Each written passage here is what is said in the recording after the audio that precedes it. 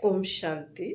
25/4/2023 बाबा ने कहा, मीठे बच्चे, तुम घर बैठे वंडरफुल रूहानी यात्रा पर हो।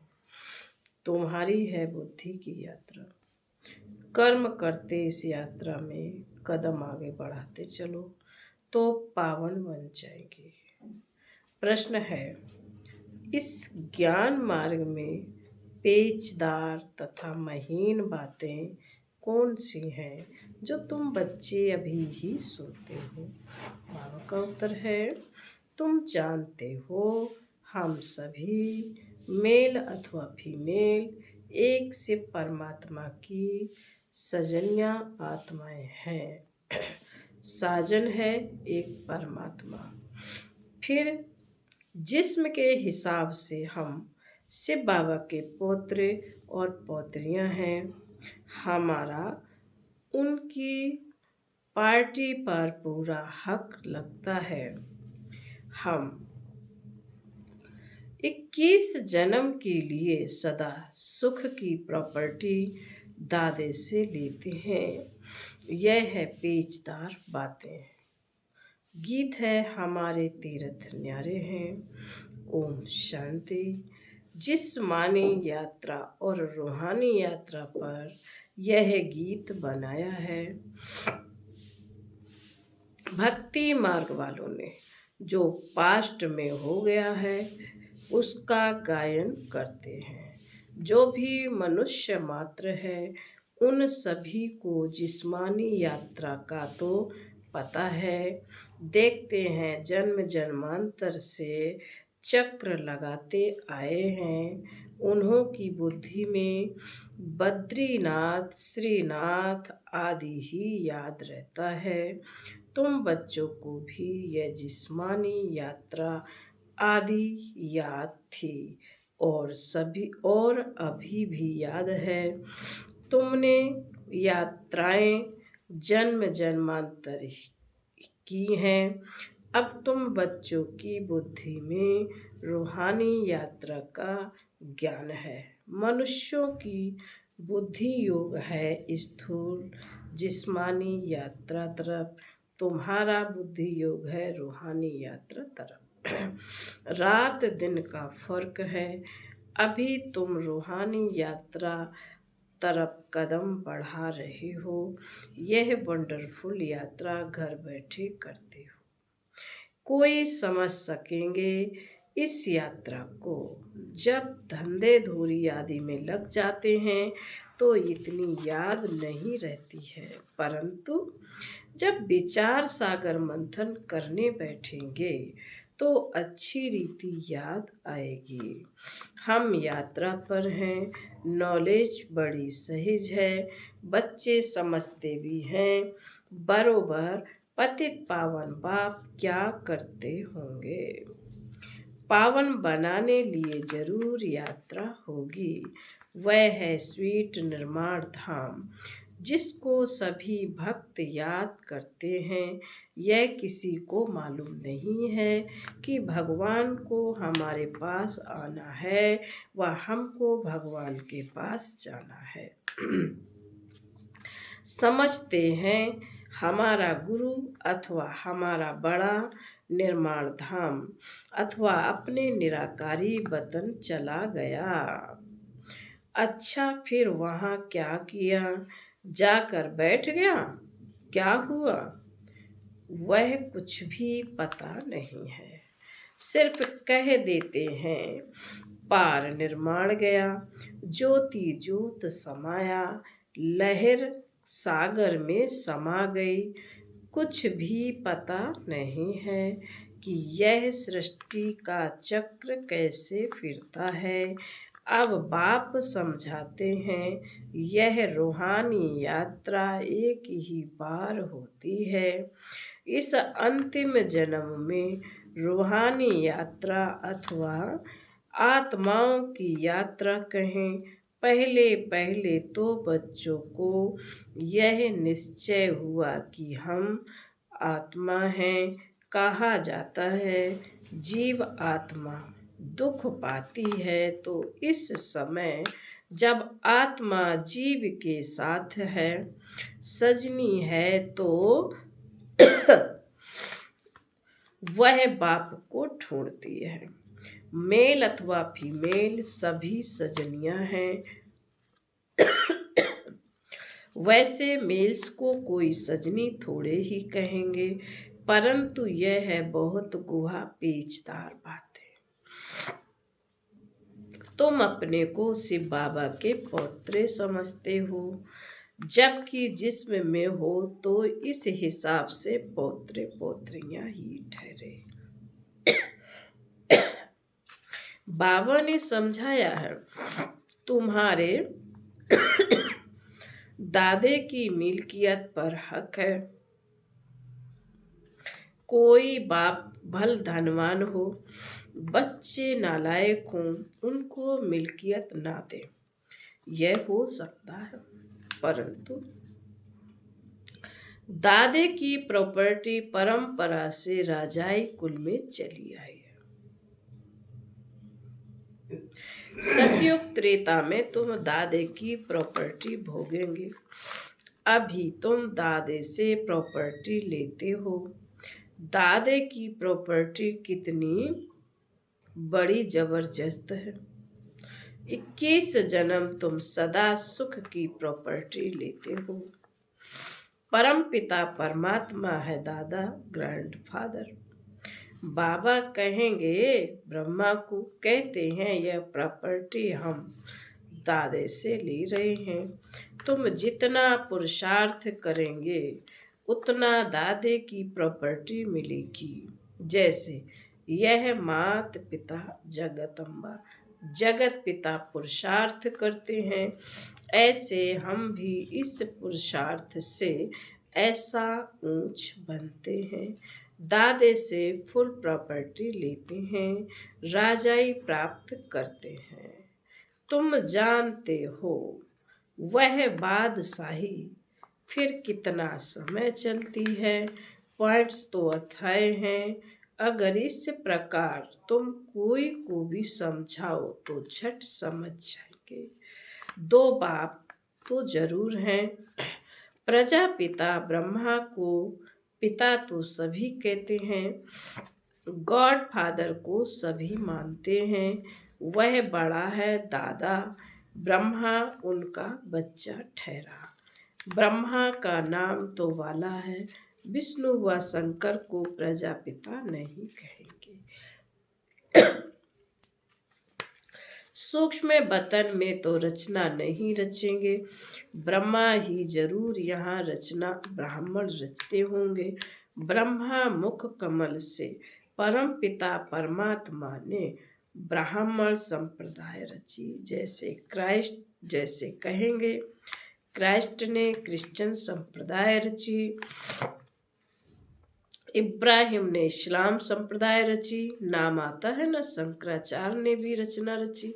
हर एक झाड़ में टाल टालियां होती हैं। यह है बेहद का झाड़। इनका रचयिता अथवा बीज रूप तो मशहूर है, नामी ग्रामी है, फाउंडेशन ऊपर में है, बीज है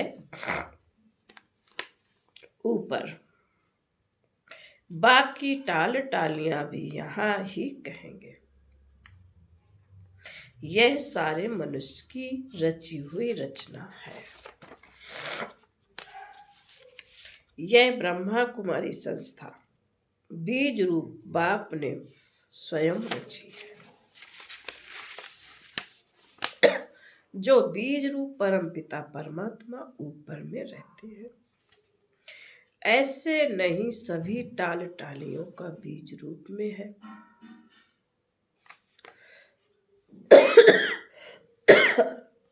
यह बड़ी महीन बातें हैं। परम पिता परमात्मा को हमेशा ऊपर में याद किया जाता है, क्राइस्ट को ऊपर में याद नहीं करेंगे। परम पिता परमात्मा का नाम, रूप, देश, काल तो एक ही है, वह कभी बदलता नहीं। तो यह बाप बैठ अच्छी रीति समझाते हैं। तुम बच्चे जानते हो, हम अब पतित से पावन बन रहे हैं। सदैव एक रस नहीं रहते। पहले 16 कला संपूर्ण होते हैं, फिर 14 कला, फिर कलाएं कम होती जाती हैं। सतयुग के बाद फिर हम नीचे आते रहते हैं। इस समय हम बिल्कुल ऊपर जाते हैं। यह हुआ ऊपर जाने का रास्ता, वह हुआ नीचे आने का रास्ता। इनकी महिमा बहुत भारी है। पतित पावन एक है, याद भी सभी एक को करते हैं, परंतु पूरा नहीं जानने के कारण देहधारियों को याद कर लेते हैं, क्योंकि इस बात में भूले हुए हैं कि पतित पावन कौन है। जरूर एक को कहना पड़े, सिवाय तुम बच्चों के और कोई की बुद्धि में आ नहीं सकता। तुम्हारे में भी नंबरवार है। अब तुम समझते हो हम दादे के पोतरे हैं और बाबा के घर में बैठे हैं। यहाँ दादा भी मौजूद है, अवतार भी जरूर यहाँ ही लेगा ना। तुम कहेंगे यहाँ हमारा दादा हमको पढ़ाते हैं, वह परम धाम से आते हैं, वह हमारा दादा है। रूहानी और सब जिस्मानी दादे होते हैं। तो दादा कहते हैं खुशी में एकदम उछल पड़ना चाहिए। भल राजे रजवाड़े बहुत साहूकार हैं, परंतु वह दादा हमको क्या देते हैं? स्वर्ग की बात सही। यह बातें अभी तुम समझते हो। सतयुग में फिर यह बातें भूल जाती हैं। वहां इन लक्ष्मी नारायण आदि को भी पता थोड़े ही रहता है कि स्वर्ग के सुख हमको किसने दिए। अगर यह समझे तो फिर यह भी समझे कि इनसे पहले हम कौन थे। बड़ी वंडरफुल बातें हैं। लक्ष्मी नारायण को यह पता नहीं रहता कि यह राजधानी हमको किसने दी है। सिवाय तुम ब्राह्मणों के और कोई नहीं जानते। तुम्हारा देवताओं से भी मर्तबा ऊंचा है। यहां तुमको दादे से प्रॉपर्टी मिलती है। तुम जानते हो बरोबर यह ब्रह्मा बाप है। इनके तन में दादा ग्रैंडफादर आते हैं, नहीं तो पतितों को पावन बनाने कैसे आए। सभी आत्माएं ऊपर से नीचे आती हैं शरीर धारण कर। उनको अपना शरीर है नहीं। यह सभी बातें तुम बच्चों की बुद्धि में है। उनको उनको कहा ही जाता है परमात्मा।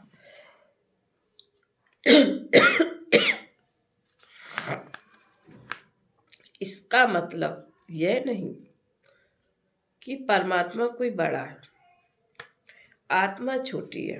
परमात्मा और आत्मा में कोई फर्क नहीं है। ऐसे नहीं परमात्मा कोई छोटा बड़ा होगा। बाप कहते मैं कितना साधारण हूँ। मेरी महिमा बहुत बड़ी है, क्योंकि सभी को आकर पतित से पावन बनाता हूँ। मैं भी आत्मा, मेरे में जो नॉलेज है वह तुमको देता हूँ। ऐसे नहीं आत्मा कोई छोटी बड़ी होती है। आत्मा में नॉलेज ना होने के कारण वह मैली हो जाती है, मुरझा जाती है, दीवा बुझ जाता है। फिर उसमें ज्ञान घृत पड़ने से दीवा जगता है। बाकी आत्मा क्या है? ऐसे नहीं कोई आग है। आत्मा ऐसे ही शीतल है जैसे परमात्मा शीतल है।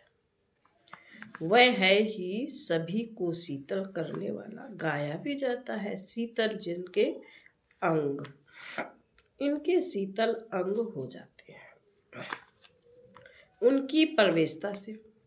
जिसमें प्रवेश करते हैं उनको भी कितना शीतल बनाते हैं। तुम जानते हो बाबा कितना शीतल है, शीतल और तत्तल यानी गर्म, वह काम चिता पर जल मरे। बात मत पूछो, कोई कोई तो ऐसे पापात्मा है जो कितना ज्ञान चीटे डालते हैं तो भी शीतल होते नहीं है। कितनी मेहनत करनी पड़ती है। एक एक के ऊपर बाबा पूछते हैं तुम शीतल बने हो? उदासी खांसी ने दुखी किया। उदासी थोड़े ही कभी ऐसे पूछते हैं। माया ही सबको पतित बना देती है, काम चिता पर चलते रहते हैं। तो तुम बच्चे जानते हो कि प्रजापिता ब्रह्मा के हम बच्चे। शिव बाबा है दादा तो वर्षा मिलना चाहिए।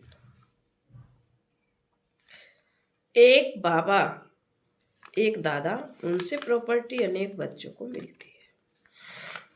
और कोई भी मनुष्य को प्रजापिता नहीं कहेंगे। शिव बाबा आत्माओं का पिता तो है ही। अभी तुम बच्चे जबकि सम्मुख बैठे हो तो जानते हो कि हम शिव बाबा के साथ बैठे हैं। वह हमारा दादा है जो स्वर्ग का रचयिता है। उनसे हम राजयोग सीख रहे हैं। दादे से हमको स्वर्ग की मिल्कियत मिलती है, जो फिर हम 21 जन्म कभी कंगाल नहीं बनेंगे। तुम बहुत साहूकार बनते हो। जो तुम पूज्य देवी देवता थे वही फिर पुजारी बनते हो। तुम जानते हो हम बाबा से वर्षा लेते हैं, 21 जन्म सुख भोगेंगे। कितने बार वर्षा लिया और गवाया। परसों वर्षा लिया था, कल गवाया, फिर आज लेते हैं, कल फिर गवा देंगे। यह बातें तुम अभी जानते हो। इस समय नॉलेजफुल ज्ञान सागर बाप से तुम भी मास्टर ज्ञान सागर बनते हो। नॉलेज मिलती है, बाकी ऐसे नहीं कि कोई तेजों में बिजली बन जाते हो। यह है सारी बड़ाई। जैसे श्री कृष्ण की बड़ाई की जाती है, वह जन्मता है तो सारे घर में रोशनी रोशनी हो जाती है। अब उस समय तो था ही स्वर्ग, दिन, रोशनी तो थी ही। बाकी ऐसे थोड़े ही कि कोई लाइट निकलेगी। यह भी सिर्फ महिमा की जाती है। वैसे ही परम पिता परमात्मा भी परमात्मा है। बाकी महिमा सारी कर्तव्य पर निकलती है। महिमा तो बहुतों की निकली हुई है। मनुष्य कहते हैं फलाना मरा स्वर्ग पधारा, तो स्वर्ग क्या ऊपर में है? दिलवाड़ा मंदिर में भी छत में बैकुंठ दिखाते हैं। नीचे में है आदि देव आदि देवी, जगत पिता और जगत अम्बा। तो जरूर यह नीचे नरक में बैठे हैं। स्वर्ग में जाने के लिए राजयोग सीख रहे हैं। यह तुम बच्चे जानते हो। हूबहू एक्यूरेट यादगार है। हम भी यहाँ आकर बैठे हैं। कितनी वंडरफुल बातें हैं।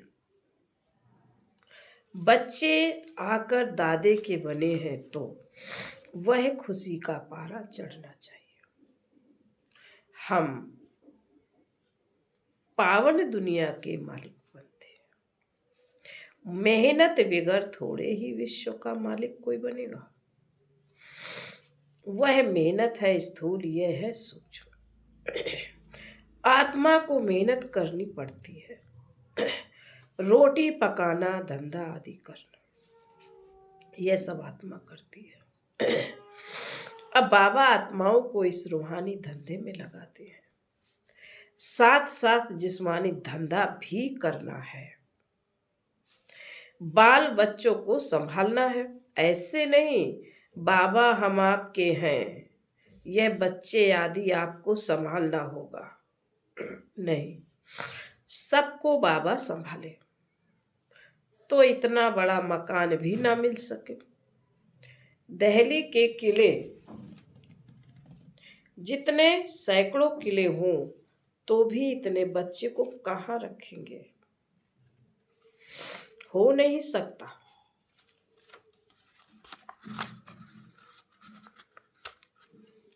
फिर तो इस मकान की कोई ताकत नहीं। कायदा ही है घर गृहस्थ व्यवहार में रहते हुए अपना पुरुषार्थ करो। इतने सब बच्चे यहाँ आ जाए तो चल कैसे सके। तो बाप कहते हैं मुझे याद करो, दादे से अखुट खजाना मिलता है। कितनी खुशी की बात है, टाइम कोई जास्ती नहीं है। गाया जाता है राम गयो रावण गयो, आगे साक्षात्कार होता रहेगा कि इसके बाद क्या होना संभव है।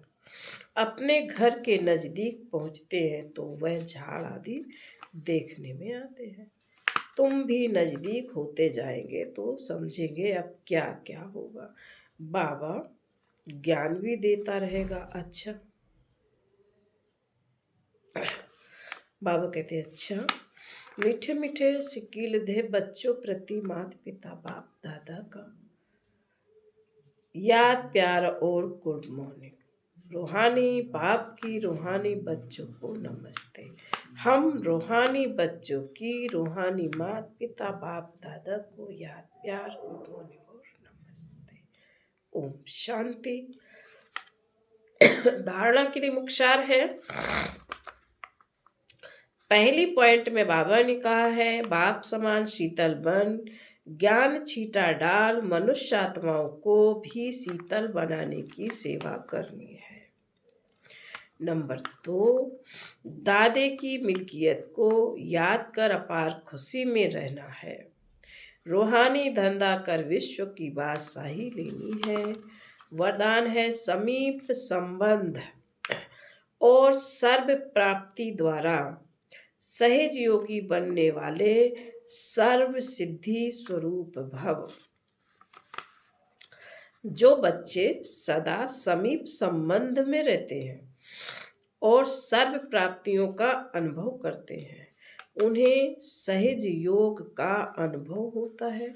वे सदा यही अनुभव करते हैं कि मैं हूं ही बाप का। उन्हें याद दिलाना नहीं पड़ता है कि मैं आत्मा हूं, मैं बाप का बच्चा हूं, लेकिन सदा इसी नशे में प्राप्ति स्वरूप अनुभव करते हैं। सदा श्रेष्ठ उमंग उत्साह और खुशी में एक रस रहते, सदा शक्तिशाली स्थिति में रहते, इसलिए सर्व सिद्धि स्वरूप बन जाते हैं। स्लोगन है रूहानी शान में रहने वाले। रूहानी शान में रहने वाले कभी हद के मान शान में नहीं आ सकते। ओम शांति।